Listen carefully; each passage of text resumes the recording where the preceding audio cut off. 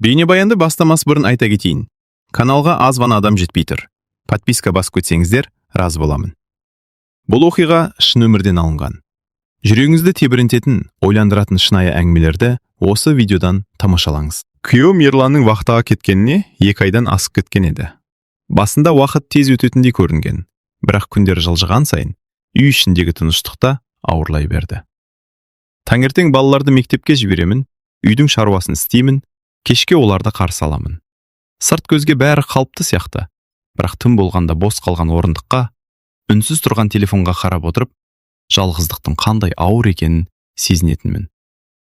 Сол күні де әдеттегі күндердің бірі сияқты басталған. Кешкі ас дайындап жатқанмын. Балалар бөлмесінде сабақ оқып отыр. Кенет үй жақтан бір түрлі дыбыс шықты. «Анашым, су ағып жатыр!» деп айқайлады кіші ұлым. Үйге жүгіріп бардым. Еденге су жайылып барады. Раковинаның астындағы құбыр жарылып кеткен екен. Бірнеше секунд не істерімді білмей қалдым. Су тоқтаусыз ағып жатыр. Еденге жайылып, дәлізге қарай кетіп барады. Қолым дірілдеп, телефонды алдым. Алдымен күйеуіме хабарластым. Бірақ байланыс жоқ. Тағы қоңырау шалдым. Жауап жоқ. 3-ші ретте солай болды. Не істерімді білмей тұрғанда, Ерланның бұрын айтқан сөзі есіме түсті. «Қиналсаң, Нұрланға хабарлас. Ол көмектеседі». Нұрлан күйеуімнің мектеп кезінен бергі жақын досы. Телефон нөмірін тауып алып, қоңырау шалдым. «Алло? Нұрлан, мен Айгүлін». «Айгүл, не болды?» «Үйдегі құбыр жарылып кетті. Қазір барам». Бар болғаны осы сөзді айтты. 20 минуттан кейін қақпалына көлік келіп тоқтады. Терезеден қарасам Нұрлан екен. Қолында құрал сайман салынған үлкен сөмке бар. Үйге кірген бойда жағдайды көрді. Жағдай жаман екен. Өзінде қорқып кетті. «Уайымдама, қазір қараймыз». Ол раковинаның астына еңкейіп, біраз уақыт жұмыс істеді. Балалар да қызықтап қарап тұр. 1 сағаттан кейін су тоқтады. Үй тыныштала бастады. Мен шай қойдым. «Рахмет саған. Ештеңе етпейді. Ерлан болса маған да көмектесер еді».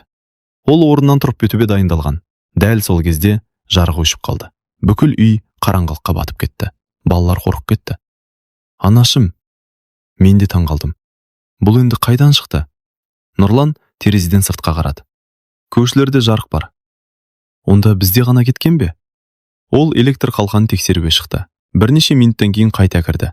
Жүзі күрделі болып кеткен. «Айгүл, не болды?» «Мәселе үлкенірек сияқты». «Қалай?» «Қысқа тұйықталу болған». «Сонда?» «Қазір жөнделмесе қауіпті. Сыртта кеш қарая бастаған. Балалар қорқып отыр. Менің де көңілім алаң». «Не істейміз?» «Қарап көрейін». Сөйтіп тағы жұмыс басталды. Сағат 9 болды, 10 болды, 11 болды. Нұрлан әлі жүр. Кейде шатырға шығады, кейде аулаға шығады, кейде үйдің ішін тексереді. Ақыры түн ортасы ауғанда жарық қайта жанды. Балалар қуанып кетті. Мен де керең дем алдым. «Бітті ме?» «Иә, әзірге қауіп жоқ». Сол кезде сырттан қатты тарсыл естілді. Біреу қақпаны ұрып жатқандай. Екеуміз бір-бірімізге қарадық. Түнгі 1:30 шамасы. Мұндай уақытта кім жүреді? Нұрлан аулаға шықты. Мен терезеден қарап тұрдым, бірақ қақпа сыртында ешкім жоқ. Біреу кеткен сияқты. Ол қайта кірді. Балалар шошып қалды. Иә, бірақ көңілімде біртүрлі сезім қалды. Біреу әдейі келгендей көрінді. Нұрлан тағы біраз отырып бәрін тексерді.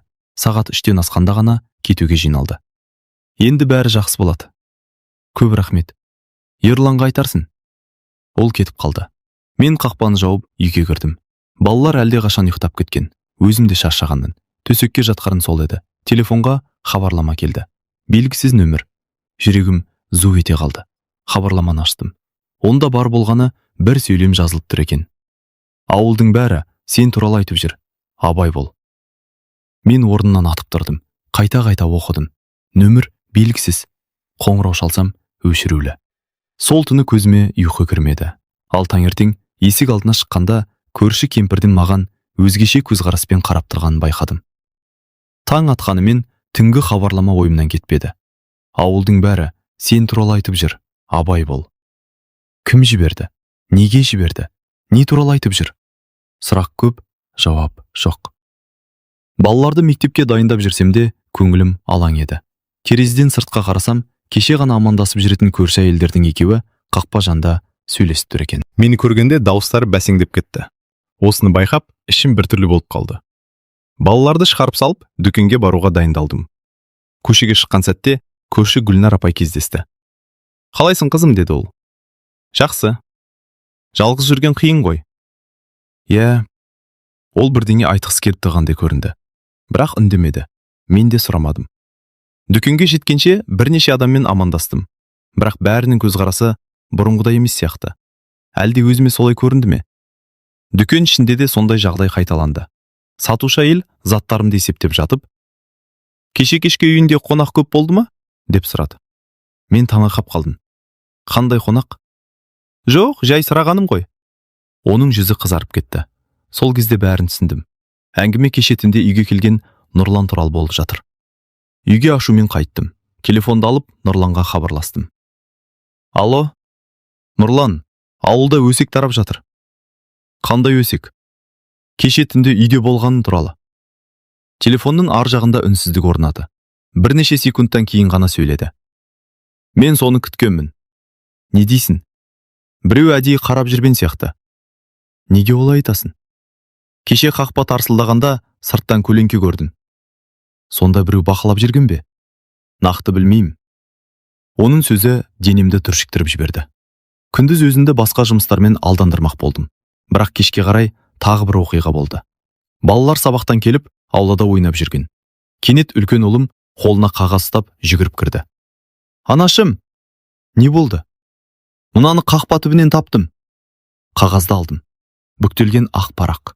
Ашып қарадым. Ішінде бір ғана сөйлем жазылған. «Күйеуіңе бәрін айтып қоямыз». Жүрегім зу ете қалды. Қолым мұздап кетті. «Қайдан таптың?» «Қақпа алдында жатыр екен». Балалар ештеме түсінбеді. Мен дереу қағазды жасырып қойдым. Кешке дейін мазам қашты. Бұл жай өсек емес еді. Біреу әдейі қорқытып жүрген сияқты. Күн бата тағы бір нәрсе байқадым. Терезеден сыртқа қарап тұрғанмын. Көше шамы әлсіз жанып тұр. Сол кезде қарсы бетте тұрған қара киімді адамды көрдім. Үй жаққа қарап тұр.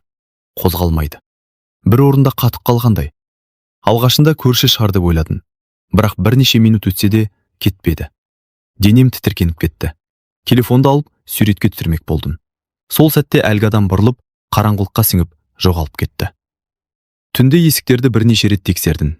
Ұйықтай алмадым. Сағат 11-ге жақындағанда телефон шырылдады. Экранда күйеуінің аты шықты. «Ерлан, Айгүл, қалайсың?» Даусын естігенде көзіме жас келді. «Жақсымын». «Даусын біртүрлі ғой». «Мен бәрін айтып бердім. Құбыр жайын, өсек жайын, хат жайын, қараңғыдағы адам жайын». Ерлан ұзақ үнсіз қалды. Сосын күтпеген сөз айтты. «Айгүл, егер бірдеңе болса, Нұрланға сен». «Неге?» «Кейін түсінесің». «Не болып жатыр өзі?» «Қазір айта алмаймын». «Ерлан». Бірақ байланыс үзіліп кетті. Қайта хабарлассам шықпады. Сол түні мен бұрынғыдан да қатты қорықтым. Өйткені енді мені мазалаған нәрсе өсек емес еді. Күйеуімнің соңғы сөзі болатын. Нұрланға сен. Ал неге олай айтқанын мен әлі білмейтінмін. Ерланмен болған қысқа сөйлесуден кейін көңілім мүлде тынышталмады. Егер бірдеңе болса, Нұрланға сен. Осы сөз қайта-қайта ойыма келе берді. Неге олай айтты? Неден қорқып жүр? Қандай мәселе бар? Бірақ келесі күнде Ерланмен байланыса алмадым. Телефоны өшірулі. Хабарламаларға жауап жоқ. Таңертеңнен кешке дейін мазасыз жүрдім. Кешкісін үлкен ұлым сабақ оқып отырған. Кіші ұлым сыртта достармен ойнап келген еді. Бір кезде оның беті қызарып кеткенін байқадым. «Балапан, саған не болды?» «Басым ауырып тұр». «Қолын ұстап едің, денесі оттай жанып тұр». «Температурасын өлшедің?» 39,4. Жүрегім су ете қалды. Үйдегі дәрілерді бердім, бірақ қызуы түспеді. Бір сағаттан кейін тіпті нашарлай бастады. Дем алысы ауырлап кетті. Түнгі сағат 11. Ауылдағы емхана жабық. Аурухана аудан орталығында. Көлік жоқ. Такси таппадым. Көршілердің ешқайсысы телефон көтермеді. Не істерімді білмей қалдым. Соңында амалсыз Нұрланға қоңырау шалдым. Ол бірден көтерді. «Не болды?» «Баламның қызуы қатты көтерілді». «Қазір шығамын». 15 минуттан кейін қақпа алдына көлігі келіп тоқтады. Баламды көтеріп алып шықтым. Үлкен ұлымды көрші әжейге қалдырдым. Көлікке отырған соң аудан орталығына қарай жүрдік. Түн қараңғы. көше бос.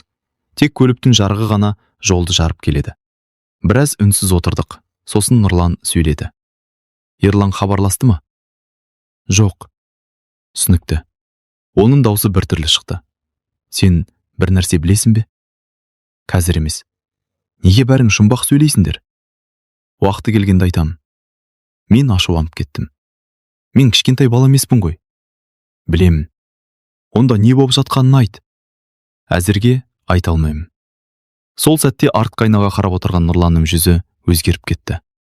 Не болды? Ештеңе емес. Бір нәрсе көрдің бе? Ол тағы айнаға қарады. Артымыздан көлік келе жатыр.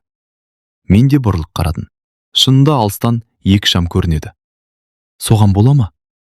Жоқ. Неге? Ол көлік ауылдан бері біздің артымыздан келе жатыр. Жүрегім дүрсілдей бастады. Сенімдісің бе? Иә. Осыдан кейін көліктің ішін үнсіздік басты. Арттағы көлікте ара қашықтық сақтап келеді.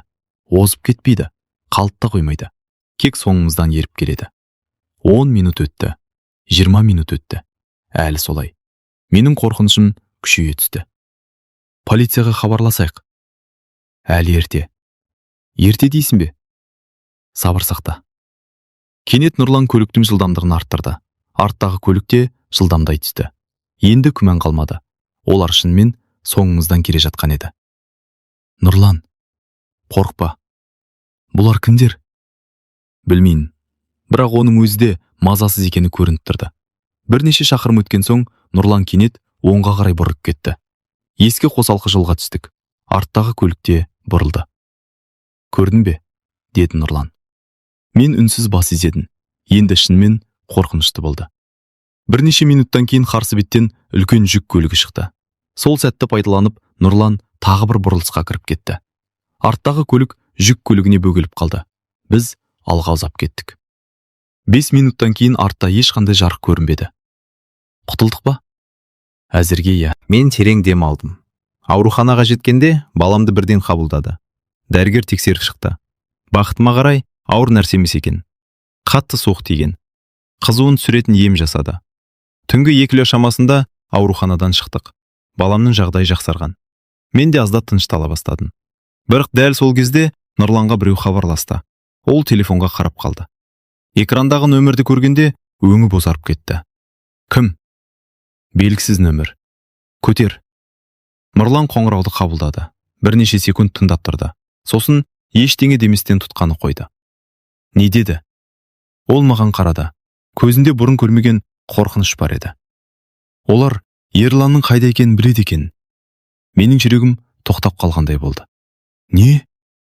Ауруханадан қайтып келе жатқанда да үнсіз отырдым. Бір жағымда қызуы түскен ұлым ұйықтап жатыр. Ал менің басында жүздеген сұрақ. Нұрлан, шындықты айтшы, дедім ақыра. Ол біраз үнсіз қалды. Айгүл, кей нәрсені Ерланның өзі айту керек еді. Бірақ ол жоқ қой. Білем. Онда сен айт. Нұрлан ауыр күрсінді. Ерлан соңғы 1 жылда қаржылық қиындыққа тап болды. Қандай қиындық? Қарыз. Мен аң-таң болып қалдым. Қарыз? Иә. Бірақ ол маған ештеңе айтқан жоқ. Саған уайымдамасын деген шығар. Жүрегім ауырып кетті. 15 жыл бірге тұрған адамым менен осындай нәрсені жасырғанына сенгім келмеді. Қанша қарыз? Нақты білмейін. Нұрлан. Шамамен 10 миллион теңгеден асады. Мен сөйлей алмай қалдым. Мұндай ақшаны елестетудің өзі қиын еді. Ол ақшаны не істеген? Бір танысымен бизнес бастаймын деп кірген. Сонда серіктес алдап кеткен. Көлік ішін үнсіздік басты. Үйге жеткен соңда көзім ілінбеді. Таңға жақын ғана аздап мызғып кеткен екенмін. Бірақ таңертең тағы бір оқиға болды. Қақпа қағылды. Сыртқа шықтым. 2 бейтаныс ер адамдар. Жастары 40-тардың шамасында. Қара киінген. Жүздері суық. Сіз Айгүл боласыз ба? Иә. Ерланның әйелі? Иә. Олар бір-біріне қарады. Күйеуіңіз қашан келеді? Жүрегім тағы да дүрсілдеп кетті. Неге сұрап тұрсыздар? Бізге керек еді. Қандай мәселе? Қарыз мәселесі. Мен үндемей қалдым. Демек Нұрлан өтірік айтпаған. Олар шынымен Ерлан іздеп жүр. Біз ештеңе білмейміз. Бірақ біз білетіміз бар. Не? Ол бізден ақша алған. Мен ашуланып кеттім. Ол үйде жоқ дедім ғой. Онда табылған кезде айтыңыз. Олар бұрылып кетіп қалды. Бірақ қақпадан шығар алдында біреу тоқтады. Айтпақшы. Не? Біз ғана іздеп жүрген жоқпыз. Осы сөзді айтып кетіп қалды.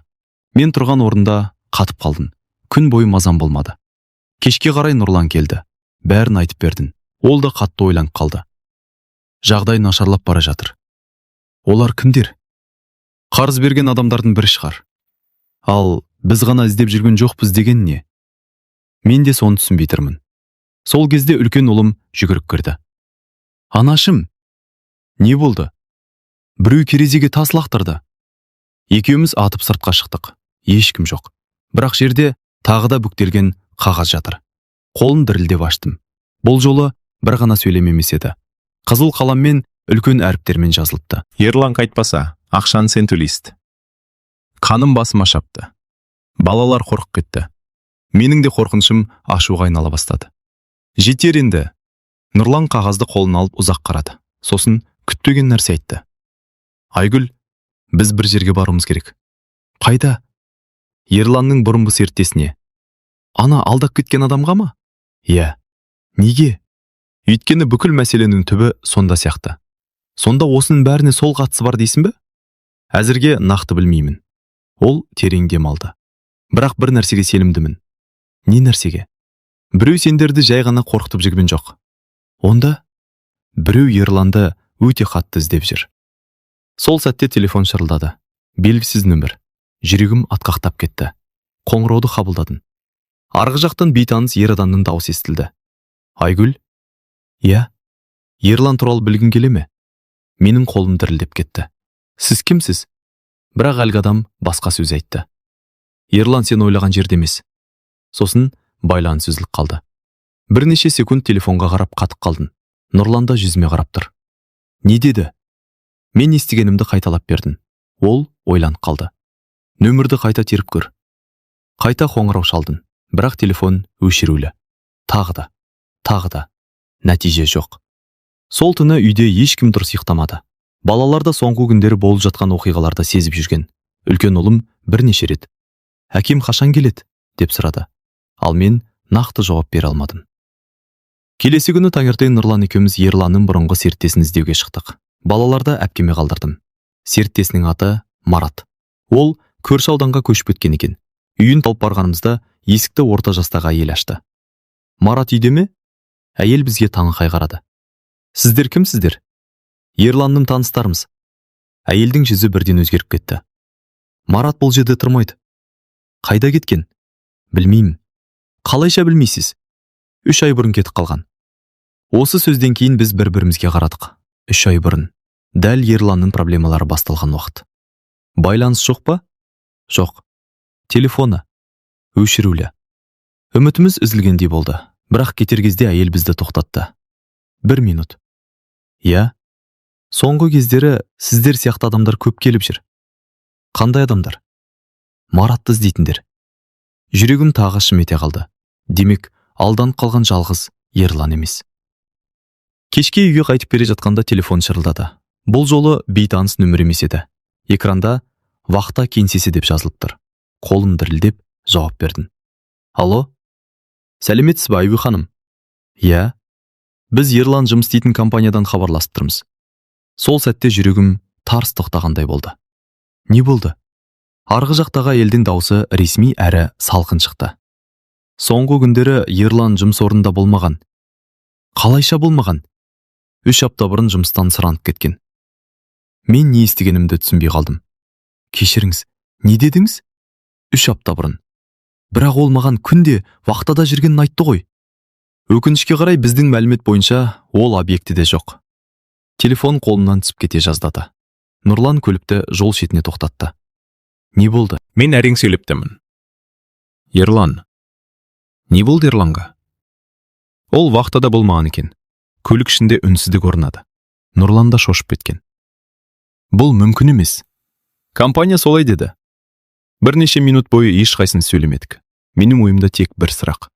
Егер Ерлан вахтада болмаса, онда соңғы 3 апта бойы қайда жүрген? Кешке қарай тағы бір күтпеген жағдай болды. Қақпа алдына ақ түсті көлік келіп тоқтады. Ішінен костюм киген ер адам түсті. Қолында папка бар. Өзін таныстырды. Мен жеке тергеушімін. Тергеуші? Иә. Бізге не үшін келдіңіз? Ол папкадан бір суретті алып шықты. Суретті көргенде жүрегім зу етті. Суретте Ерлан тұр. Бірақ ол жалғыз емес еді. Қасында белгісіз ер адам бар. Екеуі қаладағы дәмханалардың бірінде отыр. Суреттің бұрышында күн көрсетіліп тұр. Бар болғаны 5 күн бұрын түсірілген. Бұл қайдан? Бізге тапсырыс берілген. Кім берді? Оны айта алмайын. Ерлан қайда? Біз де соны анықтап жатырмыз. Мен суретке қайта қарадым. Ерлан аман, тірі, бірақ вахтада емес, үйде де емес, басқа жерде, басқа адамдармен, тек не үшін жүргенін ешкім білмейді. Тергеуші кетер алдында тағы бір сөз айтты. Айгүл ханым, иә, егер Ерлан сізбен байланысқа шықса, бірден хабар беріңіз. Неге? Ол біраз үнсіз қалды.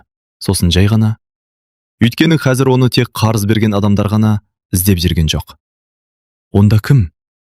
Полицияда іздеп жүр. Осы сөзді айтып бұрылып кетті. Мен орнында қатып қалдым. Ал Нұрланның жүзі әп-сәтте бозарып кеткен еді. Мен де Нұрланда не айтарымызды білмедік. Ерланның қарызы бар екенін енді ғана білген едім. Енді оның вахтада болмаған анықталды. Үстіне полиция іздеп жүргені қосылды. Бір кезде өмірім өзім танымайтын бөтен адамдардың тағдырына айналып кеткендей еді.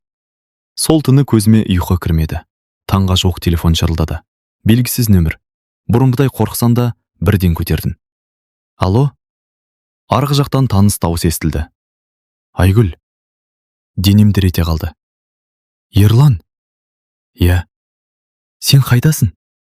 Тыңдашы мені. Жоқ, алдымен қайда жүргеніңді айт. Уақытым аз. Ерлан. Мен жақында бәрін түсіндірем. Бізді неге алдадың? Телефонның ар жағында үнсіздік орнады. Сосын ол ауыр күрсінді. Мен сендерді қорғағым келді. Өтірік айтпа. Шынымен. 3 апта бойы қайда жүрдің? Кейін айтам. Қазір айт. Маратты іздеп жүрдім. Мен аңтаң болып қалдым. Не? Ол көптеген адамды алдаған. Сонда ақшаны алып жоғалып кеткен. Ал сен? Мен ақшаны қайтаруға тырысып жүрмін. Жалғыз өзің бе? Жоқ. Қасындағы адам кім? Телефонның ар жағында тағы үнсіздік орнады. Ерлан жауап бермеді. Дәл сол сәтте байланыс үзіліп кетті. Қайта хабарластым. Өшірулі. Тағы жоғалып кетті. Келесі күні түске таман күтпеген қонақ келді. Бұл жолы полиция қызметкері еді. Ол сыпайы сөйлесті, бірақ сұрақтар көп болды. Ерлан туралы, оның таныстар туралы, соңғы сөйлескен уақытымыз туралы. Әңгіме арасында маңызды нәрсе белгілі болды. Марат бірнеше адамның ақшасын алып кеткен. Тек Ерланның емес. Кем дегенде 10 шақты адамның. Сома ондаған миллион теңгеге жеткен. Сонда Ерлан күдікті ме? Деп сұрадым. Жоқ. Онда неге іздеп жүрсіздер? Ол маңызды куәгер болуы мүмкін. Осы сөзді естігенде кеудемдегі ауыр жүк сәл жеңілдегендей болды. Ең болмаса қылмыскер емес. Кешке қарай тағы бір жаңалық шықты. Нұрлан келді. Қолында ескі папка бар. Мен бір нәрсе таптым. Не? Ол маған бірнеше қағаз көрсетті. Құжаттардың көшірмесі екен. Мараттың келісім шарттары, қолхаттар, төлем қағаздары. Солардың арасынан бір жазу көзіме оттай басылды. Бір телефон нөмірі. Нұрлан әлгі нөмірге қарап қалды. Бұл нөмір таныс. Қайдан? Есінде ме? Саған қоңырау шалып қорқытқан адам. Иә, нөмір соған ұқсайды. Жүрегім тағы дүрсілдей бастады. Сонда бәрі байланысты ма? Солай сияқты. Демек, хаттарды да солар жіберген бе? Мүмкін. Біреу әдейі қорқыту жүрген анық еді. Кеш бата есік қағылды. Ашсам, көрші Гүлнар апай тұр. Өңі ыңғайсыз. Айгүл, сөйлесейікші. Үйге кіргіздім. Біраз үнсіз отырды. Сосын күтпеген сөз айтты. Мен кешірім сұрауға келдім. Не үшін? Ауылдағы өсек үшін. Қандай өсек? Кеше емес, бұрынғысы. Не айтқыңыз келеді? Гүлнар апай төмен қарады. Біреу бізге әдейі жалған әңгіме таратқан. Кім? Нақты білмеймін. Не деп айтты? Нұрлан екеуің туралы. Мен ашудан демімді ішіме тарттым. Сонда бәрін әдейі ұйымдастырған ба? Иә. Неге? Сені жұрттан ұялтып жалғыз қалдыру үшін сияқты. Осы кезде бәрі өз орнына келе бастағандай болды. Хаттар, қорқытулар, өсектер. Бәрі кездейсоқ емес, біреудің жоспары. Сол түні сағат 11-лер шамасында тағы телефон шырылдады. Бұл жолы бейне қоңырау. Экранға қарадым. Жүрегім тоқтап қалғандай болды. Экранда Ерлан тұр. Шаршаған, арықтап кеткен. Бірақ аман, тірі. Айгүл. Көзіме жас келді. Қайдасың сен? Үйге қайтып келе жатырмын.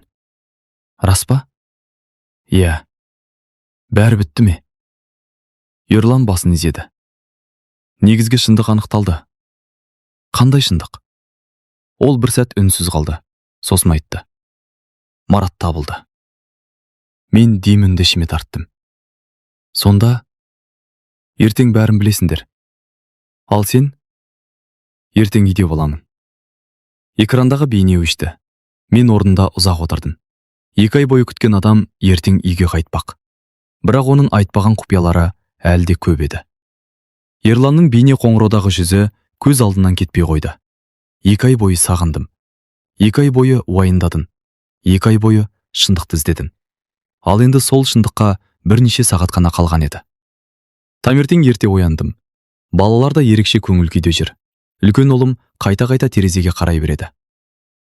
Әке, бүгін келе ме? Иә, балам. Нақты ма? Нақты. Ол қуанып кетті. Тіпті кіші ұлым да әкесінің келетінін естіп, бірнеше күннен бері алғаш рет күлімсіреген еді. Түске қарай аулаға көлік кірді. Жүрегім дүрсілдеп қоя берді. Есіктен Ерлан түсті. Шаршаған, арықтаған. Бірақ аман. Балалар жүгіріп барып құшақтады. Мен орнымнан қозғала алмай тұрдым. Бір жағынан қуаныш, бір жағынан реніш. Ерлан балаларды құшақтап болған соң маған жақындады.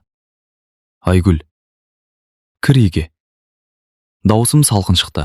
Ол бәрін түсінді. Үйге кірген соң дастархан басына отырдық. Нұрлан да келді. Барлығы үнсіз. Ақыры Ерлан сөз бастады. Мен сендерден кешірім сұраймын. Ешкім үндемеді. Мен өтірік айттым. Неге? Дедім. Себебі сендерді араластырғым келмеді. Біз бәрібір араласып кеттік қой. Ерлан басын төмен түсірді. Сосын бар шындықты айтып берді. Марат бірнеше адамды бизнес ашамыз деп алдаған екен. Ерлан да соған сенген. Өз ақшасын ғана емес, таныстарынан алған қаражатты да салған. Кейін бәрі жоғалып кеткен. Марат ақшамен бірге қашып кеткен. Ерлан болса қарыздардың арасында қалған. Сонда неге жоғалып кеттің? Өйткені оны табуға тырыстым. Полициямен бірге ме? Иә. Сөйтсем Ерлан полицияға көмектесіп жүрген екен. Сондықтан көп нәрсені айтуға болмайтын болған. Ал бізді қорқытқан кім? Ол да анықталды. Барлығымыз Ерланға қарадық. Мараттың туыстарының бірі. Не үшін? Олар Маратты іздеуді тоқтатсын деп адамдарды қорқытып жүрген. Солар хат жіберген. Солар өсек таратқан. Солар түнде үйді бақылаған. Солар қоңырау шалған. Бәрі бір жоспардың бөлігі болып шықты. Мен ауыр дем алдым. Ақыры бәрі түсінікті болды. Бірнеше апта бойы мазалаған жұмбақтың жауабы табылды. Сосын мені көптен мазалаған сұрақты қойдым. Ал ең басындағы түн ше? Қай түн? Нұрлан таңға дейін үйде болған түн. Ерлан мен Нұрлан бір-біріне қарап күлді. Сол түні бәрі басталды ғой, деді Нұрлан. Иә, сөйтсен сол күні құбыр ғана жарылып қоймаған. Электр жүйесінде де үлкен ақау болған. Егер уақытында жөнделмесе, өрт шығуы мүмкін екен. Сондықтан Нұрлан таңға дейін кеткен жоқ. Ал біреу сырттан соны көріп, өсек шығарған. Сол өсек кейін үлкен мәселеге айналған. Мен басымды шайқадым. Бір қарағанда қарапайым түн сияқты көрінген. Бірақ дәл сол түн кейінгі барлық оқиғаның бастамасы болып шықты. Кешке қарай үй іші қайтадан бұрынғыдай жылына бастады. Балалар әкесімен ойнап жүр. Нұрлан да көмілді.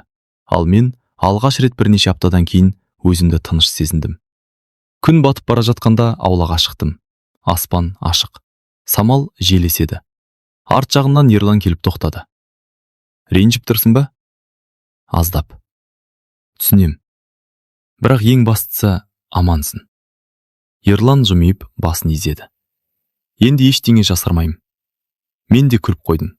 Өйткені кейде отбасы үлкен сынақтан өткен соң, бұрынғыдан да мықты бола түседі екен. Ал мен үшін сол сынақтың бәрі бір қарапайым оқиғадан басталған еді. Күйеуімнің досы таңға дейін ұйықтатпаған түннен.